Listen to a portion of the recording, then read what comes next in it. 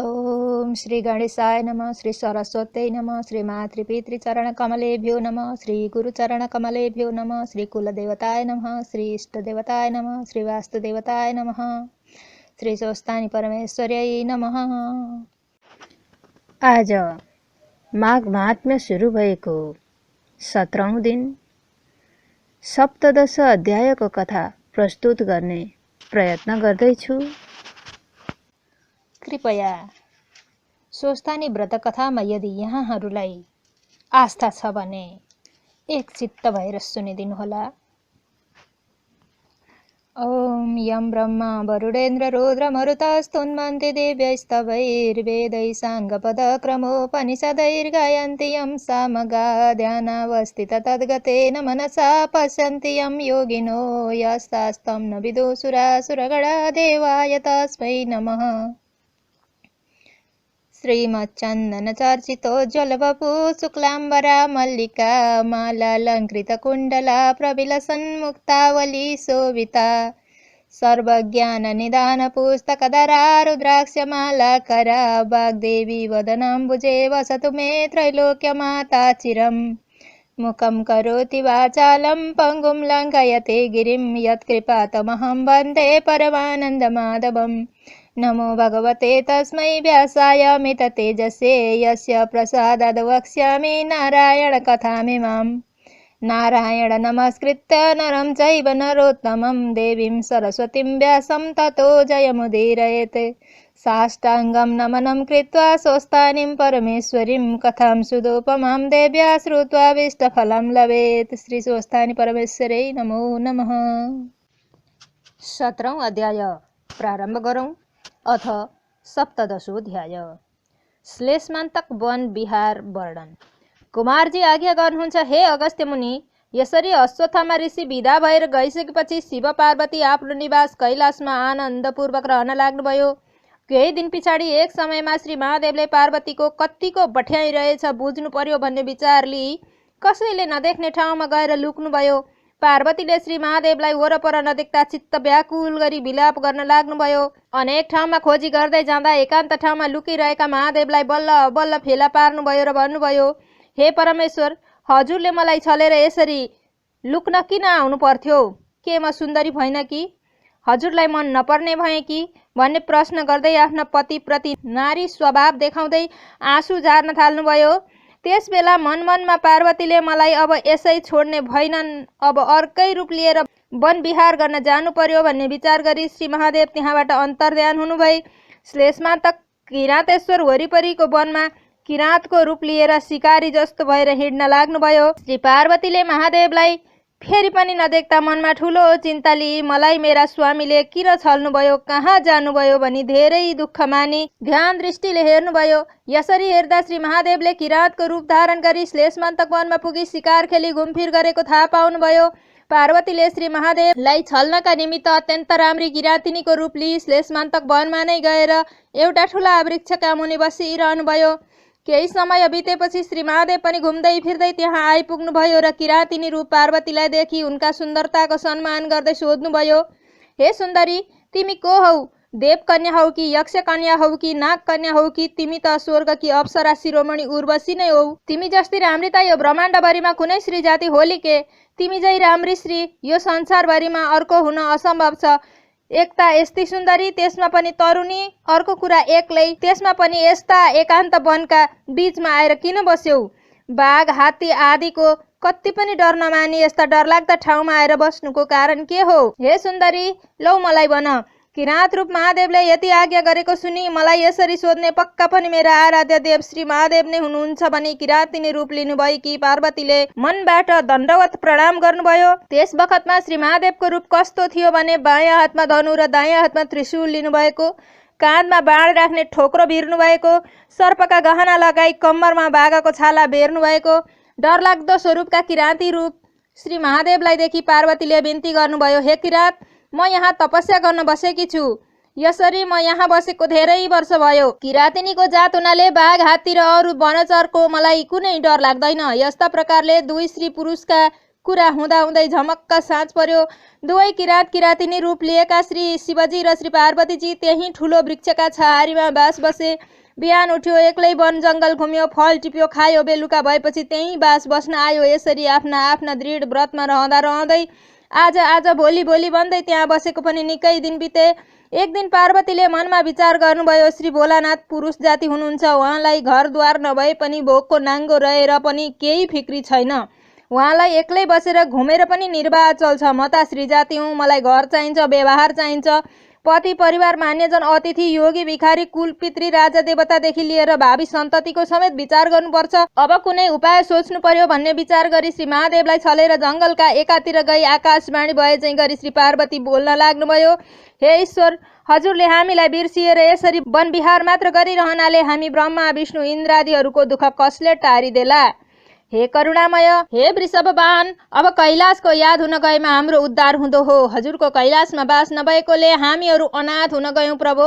हामीले धेरै दुःख पायौँ, हजुरबाट हाम्रो रक्षा होस्।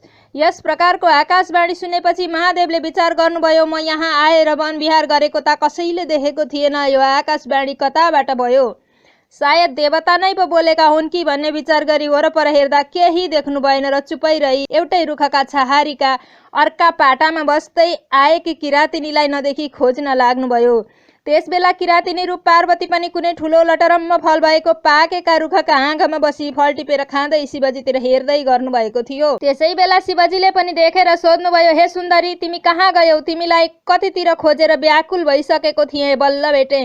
यो कुरा सुनेर किरातिनी रूप पार्वतीले, हे किरात, म त्यति टाढा कहाँ गएकी छु र भोक लाग्यो र कन्दमूल फल खोज्न यता आएकी हुँ भन्नुभयो। दिनभरि वरपर गएर फल जल खोजी खाए तापनि बेलुका एउटै रुखका छहारीमा बस्दै आउनुभएका किरात रूपधारी महादेवको मन किरातिनीका रूप र बोलीमा आकृष्ट हुन गयो। यो चेष्टा बुझेर किरातिनी रूप पार्वतीले डराए चाहिँ गरी भन्नुभयो, हे किरात, तपाईँ र म कति दिनदेखि एउटै रुखका छत्र छायामा बस्दै आएका छौँ, तर आज मैले तपाईँको बोली व्यवहारमा परिवर्तन देख्दैछु। के तपाईँको धर्म यही हो? मैले त श्री महादेव बाहेक अरूलाई स्वामी बनाउने छैन भनी प्रतिज्ञा गरेकी छु। तपाईँमाथि मेरो जुन विश्वास थियो त्यो भ्रम रहेछ। किरातिनीका यी कुरा सुनेर किरातले भन्नुभयो, तिम्रो यस्तो प्रतिज्ञा छ भने मलाई उनै महादेव भनी जान। वनविहारका इच्छाले यहाँ किरात रूप लिए आएको हुँ, नपत्याए मेरो असल रूप हेर, यति भनी ज्योति स्वरूपको दर्शन दिनुभयो। त्यसपछि किरातिनी रूप पार्वतीले हर्षित हुँदै भन्नुभयो, हे ईश्वर, हजुर साक्षात श्री महादेव खोइ बक्सिएको रहेछ। अब कन्यादान लिन मेरा बाबा आमाका घर अर्थात् मेरो जन्मघरमा जाउँ। यति भनी महादेवका अघि लागेर आफ्ना बाबा हिमालयका घरमा पुग्नुभयो। उहाँ पुगेर श्री महादेवले पार्वतीको असली रूप देखेर आश्चर्य मान्नुभयो। भगवती पार्वती नै किरातिनी रूप लिएर मैले विहार गर्ने वनमा गएकी रहेछन्। यो वनका माझमा भएको ठुलो वृक्षका फेदको अर्कापट्टि बास गर्ने र आकाशवाणी गर्ने, रुखमा चढेर फल टिपेर खाने पार्वती नै रहेछन् भन्ने सबै कुरा बुझिसकेपछि शरमले गर्दा के गरौँ र कसो गरौँ हुँदै अन्तर्ध्यान हुनुभयो। अनि फेरि उही श्लेषमन्तक वनको उत्तर भागमा किरातेश्वर शिवलिङ्ग भएर रहनुभयो। यसरी श्री महादेव अन्तर्ध्यान भइसकेपछि पार्वतीले श्री महादेवलाई नदेख्दा आफ्ना बाबा आमाले समेत नदेख्ने गरी अत्यन्त विलाप गर्दै ध्यान दृष्टिले विचार गर्नुभयो। आफ्ना स्वामी श्री महादेव श्लेषमन्तक वनकै उत्तर भागमा किरातेश्वर शिवलिङ्ग भएर रहनुभएको छ भन्ने थाहा भयो र आफू पनि सरासर वहीँ जानुभई किरातेश्वरका फेदबाट बग्ने बागमती नदीका पश्चिम तटमा नित्य स्नान गरी किरातेश्वर शिवलिङ्गमा पतित पावनी बागमती गङ्गाको जल र अरू जुटेका सामग्री धूप दीप नैवेद्य आदिद्वारा नित्य पूजा गरी श्री महादेवको ध्यान र तपस्या गर्न लाग्नुभयो। यसरी पार्वतीले किरातेश्वर शिवलिङ्गको नित्य सेवा गरी बागमतीका किनारमा बसी तपस्या गरेका ठाउँको नाउँ गौरीघाट रहन गयो। यो पवित्र स्थल गौरीघाटमा गएर कुनै पनि नर वा नारीले बागमती नदीमा स्नान गरी किरातेश्वर शिवलिङ्गको दर्शन गर्लान्, तिनका सबै दुःख कष्ट नाश भई यो लोकमा अतुल सुख ऐश्वर्य प्राप्त गरी अन्त्यमा शिवलोक कैलाशको बास पाउलान्। हे अगस्त्य मुनि, बागमती किनारमा पार्वतीले नित्य स्नान ध्यान तपस्या र पूजा गरेको देखि श्री किरातेश्वर महादेवले प्रसन्न भएर आफ्नो कर्पूर झैँ गौरवर्णको स्वरूप लिएर प्रकट भई पार्वतीलाई दर्शन दिनुभयो। जगन्माता पार्वतीले आफ्ना आराध्य देव श्री महादेवको दर्शन पाएर उहाँका पाउमा परि अञ्जली बाँधी हर्षाश्रु झार्दै बिन्ती गर्न लाग्नुभयो, हे करुणावतार, हजुर संसारका सार वैबक्सिन्छ। हे भुजगेन्द्रका माला धारण गर्ने ईश्वर, हजुरको सदा सर्वदा मेरा हृदयमा बास होस्। हजुरमा मेरो कोटि कोटि नमस्कार छ। प्रभु स्वामी, मलाई छोडेर यो श्लेषमान्तक वनका एकान्त ठाउँमा आएर किन राज गरिबक्स्यो? मबाट भएका भुलचुक क्षमा पाऊ ईश्वर। मैले किराँतिनी रूप लिएर अनेक छल गरेँ। हजुरलाई आफ्ना माइत पुर्याएर मेरा बाबा आमाका अगाडि शर्मिन्दा बनाए। प्रभु, मेरा यस्ता काम अब उपरान्त हुने छैनन्। यसरी पार्वतीले गरेको प्रार्थना र पश्चाताप गरेको सुनि श्री महादेव खुसी भई पार्वतीलाई अङ्कमाल गरी काखमा राखेर त्यहाँबाट अन्तर्ध्यान भई हिमालय पर्वतका घरतर्फ अर्थात् आफ्ना ससुरालीतर्फ जानुभयो। श्री महादेव र पार्वती आफ्ना घरमा आएको देखेर हिमालय अत्यन्त खुसी भई छोरी ज्वाइँमा नाना सुगन्धले युक्त पुष्प वृष्टि गराउनुभयो। त्यसपछि उच्च आसनमा बसाली पाउदोई पाद्य अर्घ्य आदि चढाई 84 व्यञ्जन तयार गराई भोजन गराउनुभयो। यसरी ससुरालीमा बसेर केही दिन बितेपछि भगवान शिवले पार्वतीसित भन्नुभयो, हे गिरिराज पुत्री, कैलाश छोडेको पनि धेरै दिन भयो। अब यहाँ बस्ने काम छैन, छिट्टै कैलाशतिर जाउँ। तिम्रा बाबा आमासित बिदा माग्ने काम गरौँ। यति भनी दुवैजना हिमालय र मेनकाका छेउमा पुगी श्री महादेवले निवेदन गर्नुभयो, हे पिता, हे माता, जुन दिन सतीदेवीले देह त्याग गरिथिन् त्यो दिनदेखि कैलाशको मुख्य स्थान शून्य छ। अब हजुरहरूबाट आज्ञा भए पार्वतीलाई साथ लिई कैलाश जाने थिए। श्री महादेवले हे पिता, हे माता भनी सम्बोधन गरेको सुनि अत्यन्त खुसी र हर्षले गदगद भएका हिमालयले हात जोडी नम्र हुँदै बिन्ती गर्नुभयो, हे त्रैलोक्यका नाथ, हे चराचरपते, हजुरले अज्ञानीले जस्तो गरी मलाई मोहले छोपी हे पिता भनिदिएकोले मेरा सम्पूर्ण विकार नष्ट हुन गए। हे प्रभु, अब म माथि दया राखी मेरा सम्पूर्ण अज्ञान नाश गरी बक्सियोस्। हजुरका भक्तिमा मेरो चित्त सधैँ लागिरहोस्। यति भनी हिमालयले श्री महादेव र पार्वतीलाई दण्डवत ढोग गर्नुभयो। त्यसपछि छोरी र ज्वाइँलाई धेरै थरीका वस्त्र र गहना पहिराई सिंहासनमा बसाली षोडशोपचारले पूजा गरी नाना थरीका मेवा मिष्टान्न आदि नैवेद्य चढाई स्तुति गर्न लाग्नुभयो। हे भवानी शङ्कर, जसरी श्री लक्ष्मीनारायण समुद्रका घरमा गएर बसिदिनु हुँदा समुद्रले आनन्द प्राप्त गर्नुभयो त्यो त्यस्तै मेरी छोरी सहित भएर हजुरले मेरा घरमा राज गरिदिनाले म आनन्दमा प्राप्त भएँ। हे जगदीश्वर, हजुरको महिमा अपार छ। हजुरका मायाले नै यो विश्व ब्रह्माण्ड व्याप्त छ। जति बेला देवता र दानव मिली समुद्र मन्थन गरेका थिए त्यो बेला कालकूट विष निस्क्यो र संसारलाई डराउन लाग्यो। त्यो देखेर हजुरले नै त्यो उग्र विष आफ्नो घाँटीमा राखी सबैको रक्षा गरी बक्स्यो। यहाँबाट हजुरको नाम नीलकण्ठ पनि रहन गयो। हे विश्वम्भर, आफैले सृष्टि र स्थिति गरी आफूले नै संहार पनि गर्ने यस्ता हजुरलाई कोटि कोटि नमस्कार छ। हे परब्रह्म, पृथ्वीलाई रथ, चार वेदलाई घोडा, चन्द्र सूर्यलाई रथका पाङ्ग्रा, ब्रह्मालाई सारथी, सुमेरु पर्वतलाई धनुष, शेषनागलाई धनुको ताँदो, विष्णुलाई बाण बनाई त्रिपुरासुर दैत्यको नाश गर्ने हे शम्भो, हजुरलाई कोटि कोटि नमस्कार छ। हे युगेश्वर, ब्रह्मा भन्नु, स्थावर भन्नु, जङ्गम भन्नु, यमका पनि यम भन्नु, नारायण भन्नु सबै हजुर नै होइ बक्सिन्छ। सत्व, रज, तम, त्रिगुण भन्नु, देवताका पनि देवता भन्नु, मृत्यु भन्नु, कालका पनि काल भन्नु, गुणका पनि गुण भन्नु, अनाथका नाथ भन्नु सबै हजुर नै होइ बक्सिन्छ। यसै गरी विश्वरूपका मूर्ति भन्नु, आदि मध्य र अन्त्य नभएका भन्नु, अष्टवसु भन्नु, द्वादश आदित्य भन्नु, दिक्पाल भन्नु पनि सबै हजुर नै होइ बक्सिन्छ। हे भोलानाथ, समस्त ब्रह्माण्डका समस्त प्राणीका हृदयमा बसी पाप र पुण्यका साक्षी पनि हजुर नै होइ बक्सिन्छ। हे वृषभध्वज, हजुरका महिमाको वर्णन गर्न चतुर्मुखी ब्रह्माको पनि हजार जिब्रा भएका शेषनागको पनि सामर्थ्य पुग्दैन भने मेरो कसरी पुग्ला।